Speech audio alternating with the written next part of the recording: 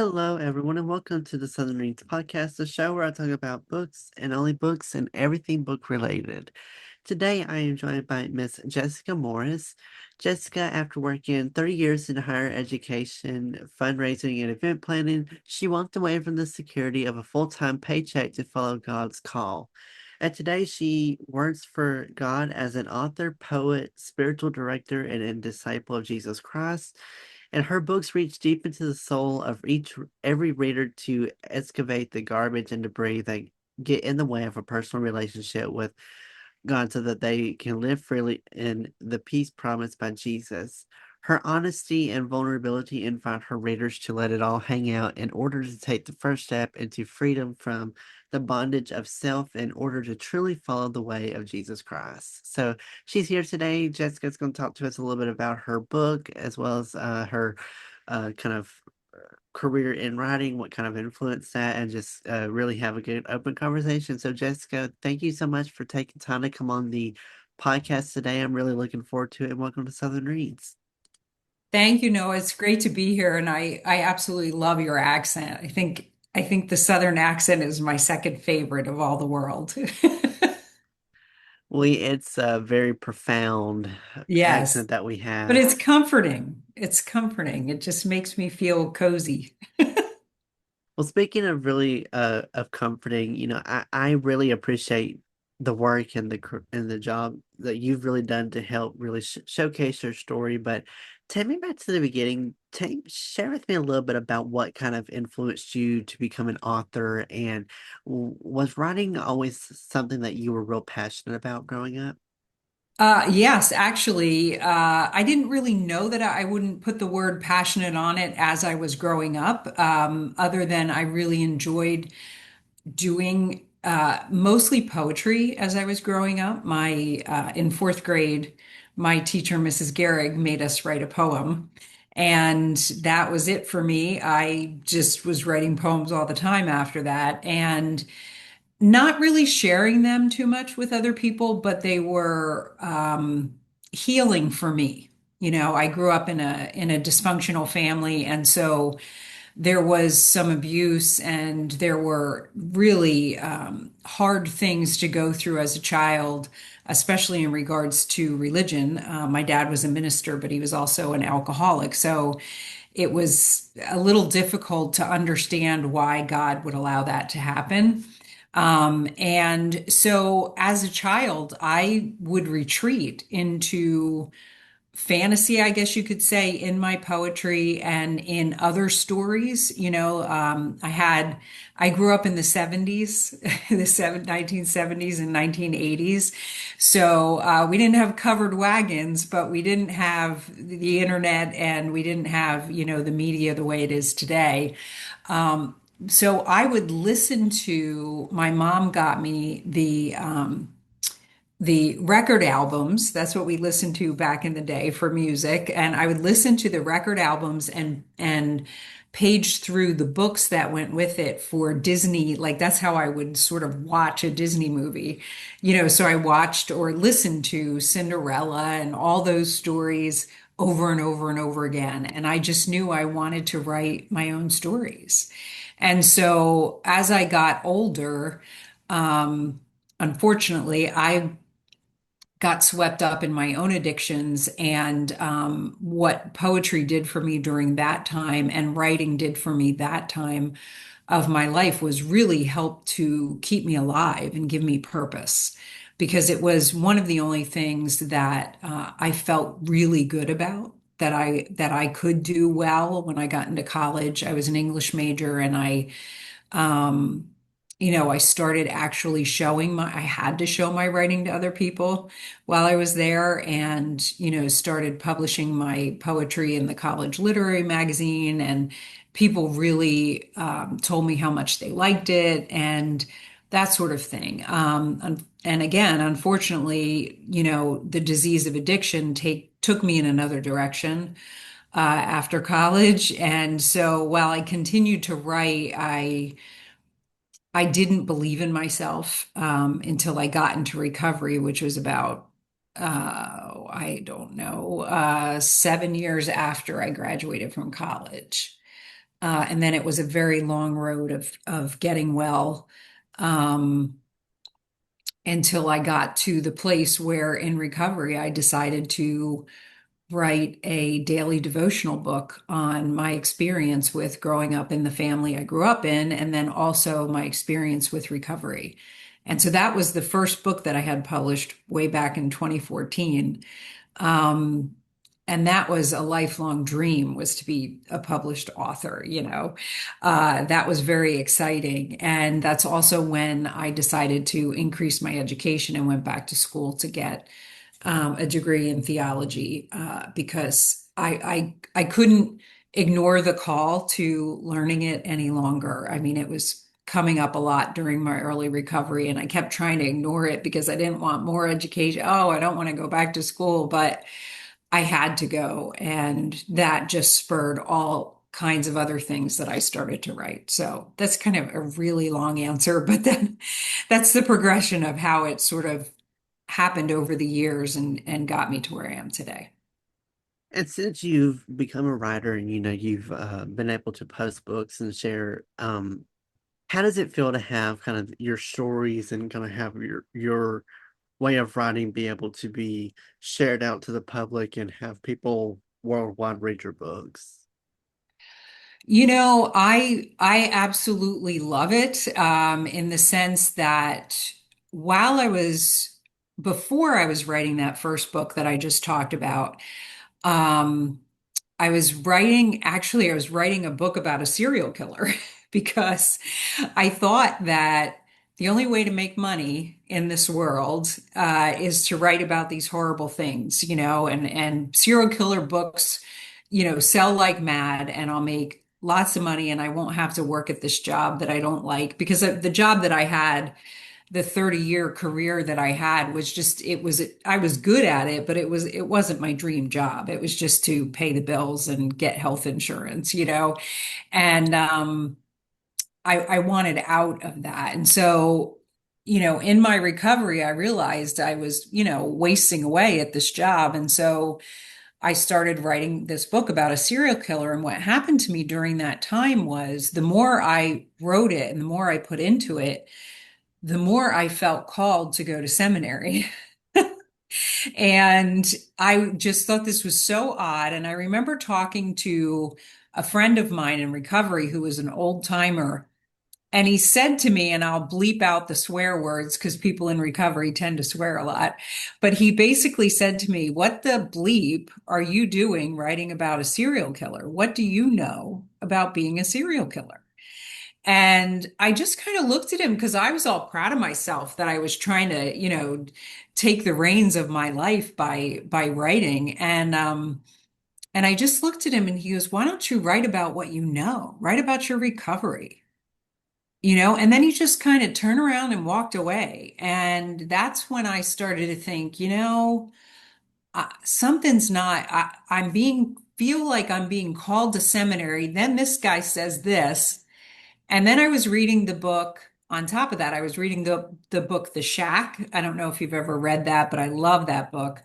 And in it, it's a man's, it's a fictional experience, but it's a man's experience with God, Jesus, and the Holy Spirit in a very different way than what we usually read about. And as I was reading it, I was thinking to myself, you know, why am I putting something more bad out into the world?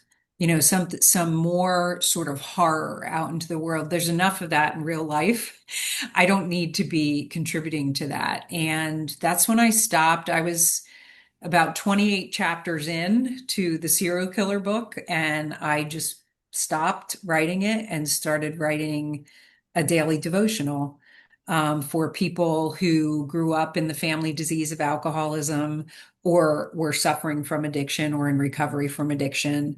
Um, and that's when I also finally answered the call to go to seminary as well. So that all sort of happened at the same time.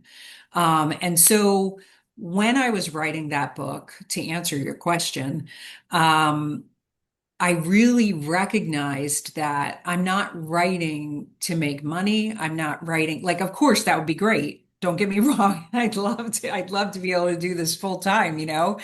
Um, but that's not the point. The point is to help other people.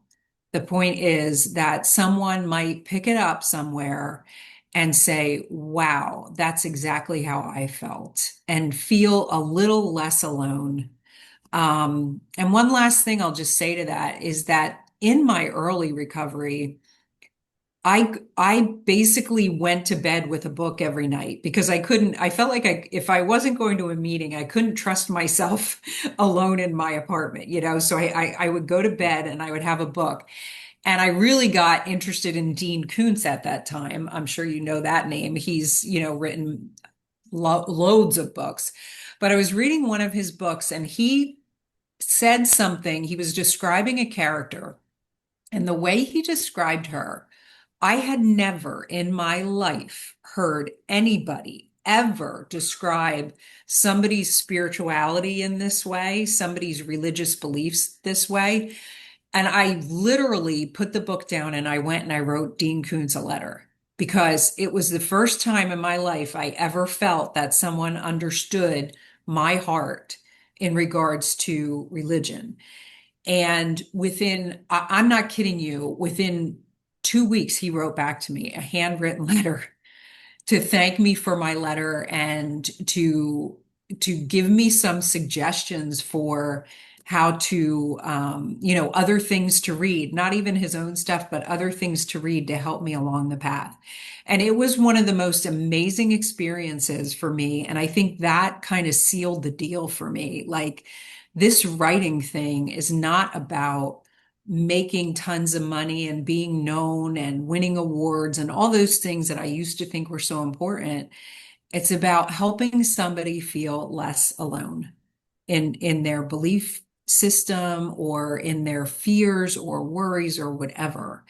And so if I could do that for one person, that's really the point. If I can bring, and the books that I'm writing now, if I can bring Jesus to one person and shine a light on their own relationship with God, and the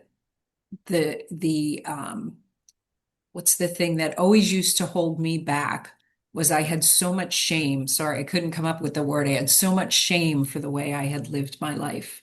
And I thought, I can't go back to God with this because it's too bad. I'm too bad of a person. And that's a lie. And so if I can impart that to even one person, that's my goal. What do you normally talk about in your books, and do you think being able to write kind of has made you have a closer relationship with God and Jesus, or do you think that it just kind of helps further um make you have a good relationship with them? Yeah, the other book, I have two other books besides that daily devotional. The first one that I wrote right after I got my degree was an extension of my master's thesis. And that was called Higher Powered. And it was basically, it's kind of like a memoir, but it's more of an academic look at eschatology in a different way. And eschatology is the study of the end times, and which was something that terrified me my whole life. And so that was sort of my own process with dying to myself. And that is all about following Jesus.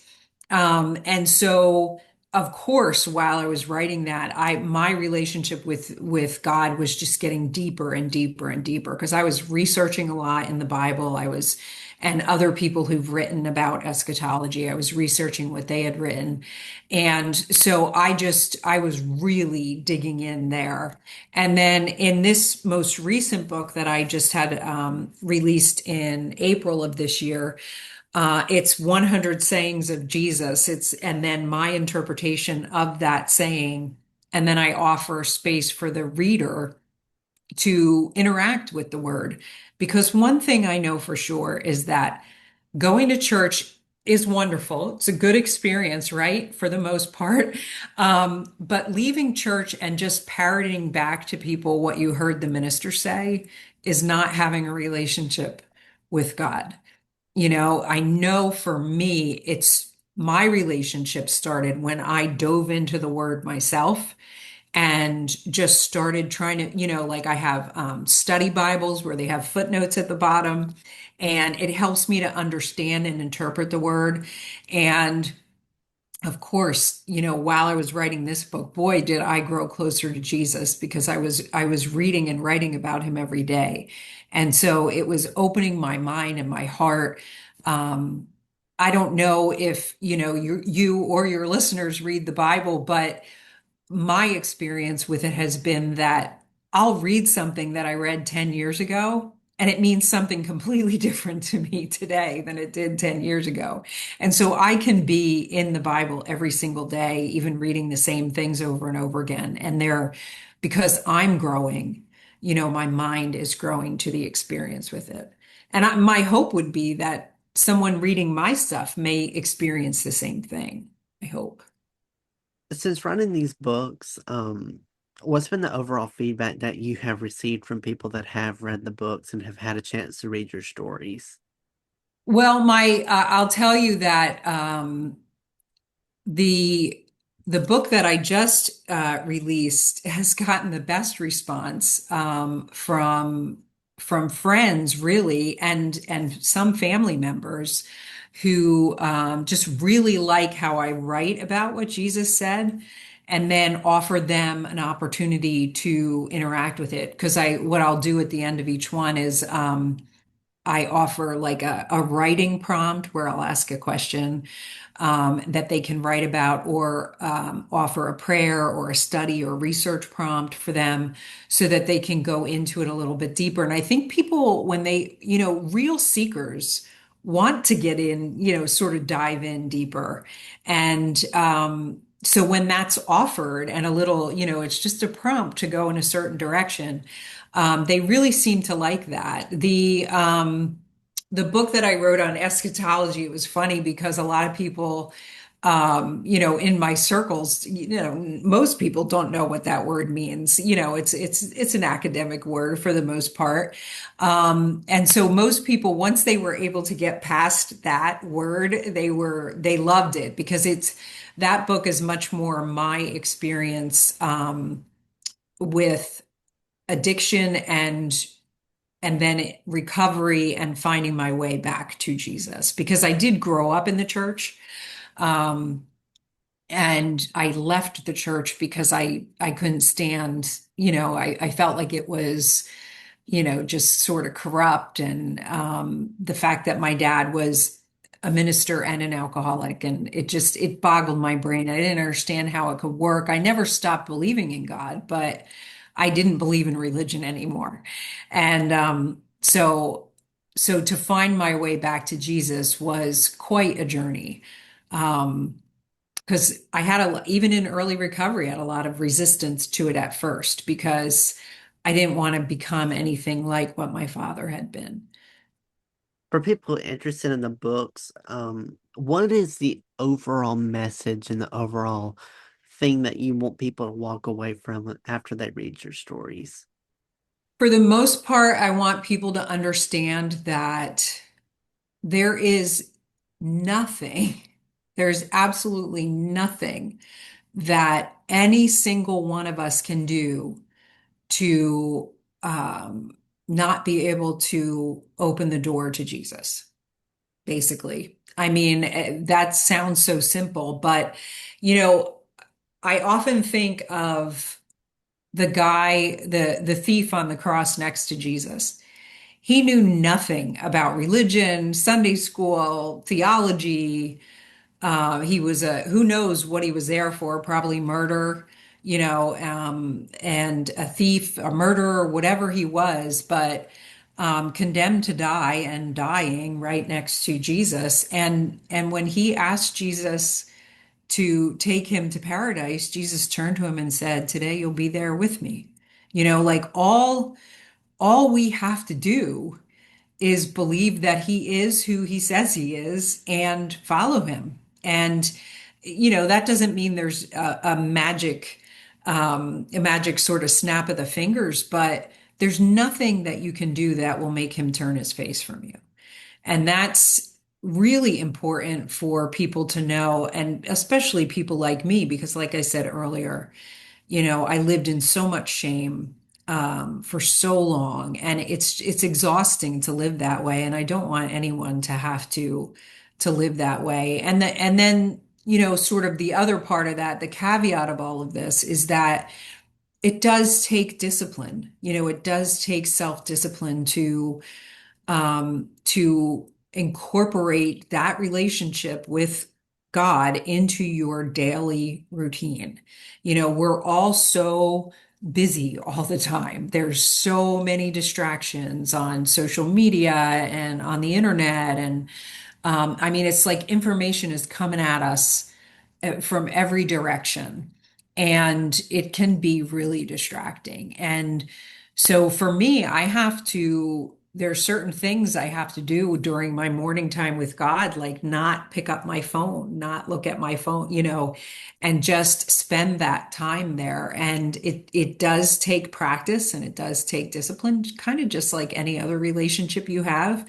If you ignore the people in your life, they're not going to want to be your friend, right? So, you got to pay attention. You don't want to be on your phone the whole time that you're in quiet time with Jesus. So yeah, so it's about there's nothing you can do that will make him turn his face from you, and it's going to take a little bit of your own discipline and a little bit of your own desire to seek after him. Well, Jessica, thank you so, so much for taking time out of your schedule to come on the podcast today to share your story about these books that you've come out with and kind of your writing journey. I think it's really inspirational to see how far that um, have come and how much of an impact these books have made on so many people. Anyone interested in reading the books and learning more about what you have going on, where can they go to learn more information and where are your books available at? Yeah, that's anything that people want to know about me, they can find on my website, which is just jessicalmorris.com. So it's my name with my middle initial. And the books are there, which they'll take you to a link at most. They're all three of them are available on Amazon. And then there's also information there. I do practice spiritual direction, and I have a blog that I post pretty regularly that you can sign up to receive the blog there as well. And you can also contact me through my website if you're interested in any or all of that. So it's jessicalmorris.com. And I'll put all these links in the description box below. So just check out the description box in the show notes to find links to all those podcasts there, or links to all the media platforms down there. Feel free to follow the podcast on the socials as well. You can reach out to me on Instagram and TikTok at southern.reads. You can also find me on Facebook, Twitter, and YouTube at Noah's Podcasts. And feel free to also check out the podcast wherever you get your shows from. You can go to my website, noahspodcasts.com, to learn more about this show as well as the other shows that I do. There you'll find links to all my socials where the podcast is available and all that. So feel free to check those out. Subscribe so you get notified of when new episodes come out if you enjoyed today's episode. Thank you so much for tuning in. Thank you so much for listening. I hope you all have a great rest of your day. Be safe, and I will see you all in the next episode of Southern Reads.